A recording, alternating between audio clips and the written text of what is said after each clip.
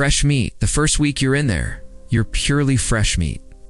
From getting shoved in chow lines to getting tripped in the showers, you quickly find out that in prison, showing weakness is an invitation to getting beat up. So, you stop. You start doing push-ups until your chest is on fire and burpees until your vision blurs. Anything heavy that you can get your hands on, you quickly start lifting. Gaining respect. As usual, the fights keep on coming.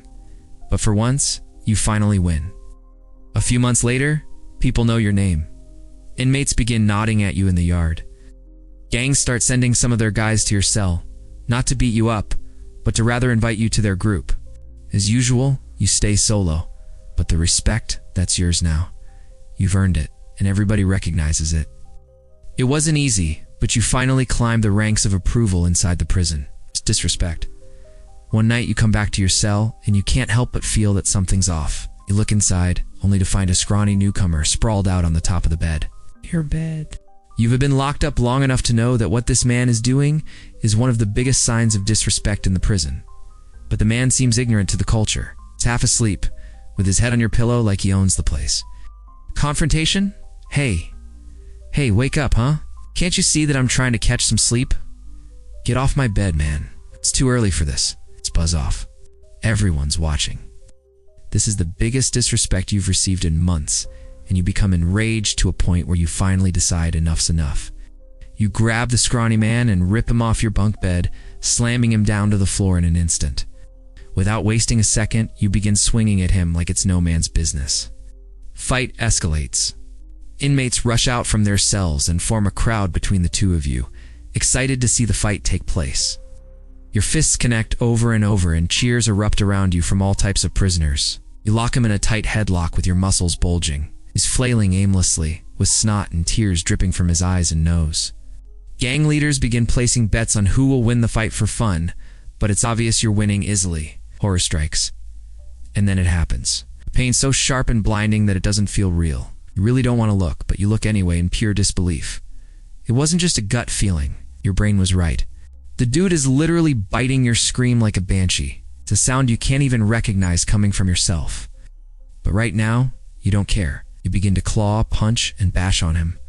Unfortunately, however, you only find that the more you hit him, the harder the bite becomes.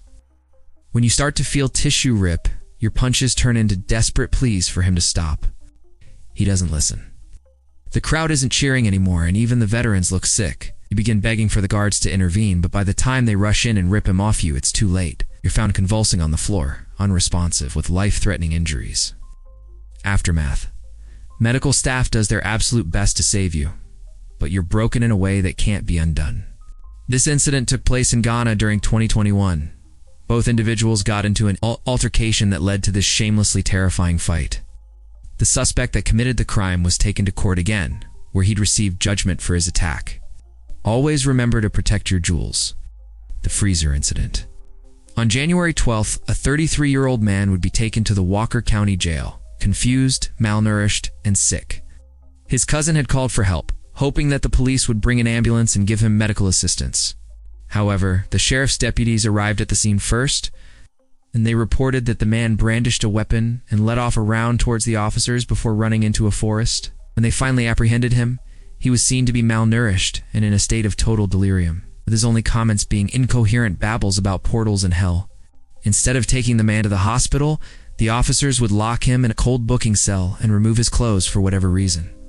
From the moment the door clanged shut, cold began eating at him. It seeped into his bones, turned his skin to goose flesh, and made his teeth chatter until his jaw ached. Each breath fogged in the air like it was Christmas night, and the man began shivering so violently that it hurt. An officer would state that this treatment was fitting since the man fired a weapon at the officers. Some other jailers even said that the cops should have just fired at him instead of bringing him back to the jail alive. Days passed without food, warmth, or medical treatment for his mental state until one day he was finally taken out of the cell. However, it would be for anything but a good reason. Despite being in a freezing cold cell with temperatures that dropped below 30 for nearly a week, officers still thought that these conditions were too comfortable for him. To the man's complete horror, they wanted to lock him in the jail's kitchen freezer. They would rip him out of his cell and tase him so violently that he'd lose his dentures in the process. With his wrists and ankles shackled, they would throw the man in a metal restraint chair, tie him down, and leave him in the freezer. The air inside was biting. Any ounce of heat his body may have maintained before was sapped instantly. His body burned with fever, then chilled again, as if it couldn't decide whether to fight or surrender. The hum of the refrigeration unit filled the silence. His fingers stiffened, his lips turned blue, and the man froze with every second in that chair, feeling like hours. When they moved him back to the holding cell, the floor was littered with trash. He lay there motionless, ribs showing, breath shallow. A nurse appeared briefly, stood at the doorway, then turned off the light and left him in darkness. Guards passed his cell, some stopping to look, others just walking by. Not one brought him close. After enduring 2 weeks of pure horror, the officers took him to a hospital. A human's normal body temp is supposed to be about 98.6 F, but when they brought him in, he was only breathing 2 breaths per minute, with a pulse that was nearly non-existent. And his body temperature shockingly read 72 F. Doctors tried to warm him up and did their absolute best to push his body back from the edge, but sadly enough, it was too late. Officers would lie and say that he was completely fine when he left the jail and that hypothermia was what caused this outcome. But in truth, they froze him alive.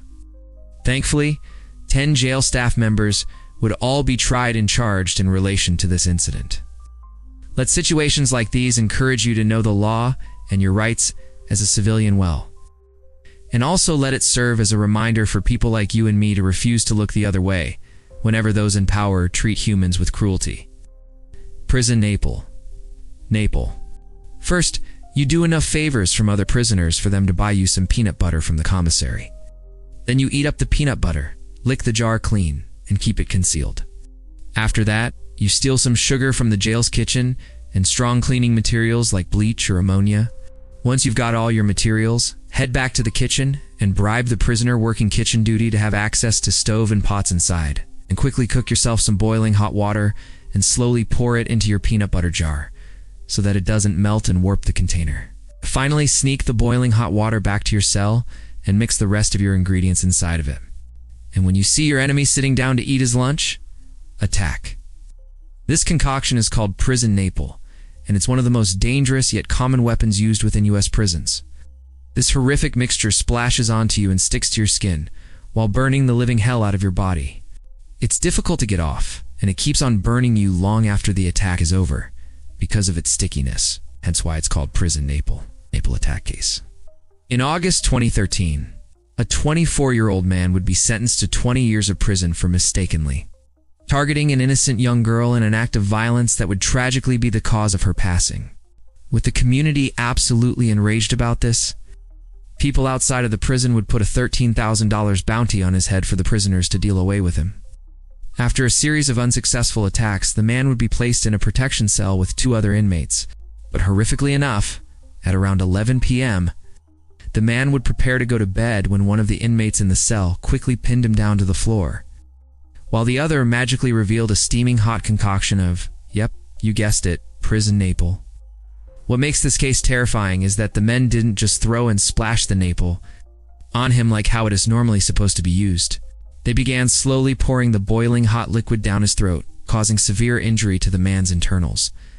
Afterwards, they poured the rest of it on his face, eyes, lips, and ears. Officers would quickly intervene, but upon glimpse of the man, they would report that he bore a horrifyingly similar resemblance to a real-life zombie. So, with that being said, stay in school, follow your passions, and please, for the love of all that's good, don't end up in jail. Have a happy day.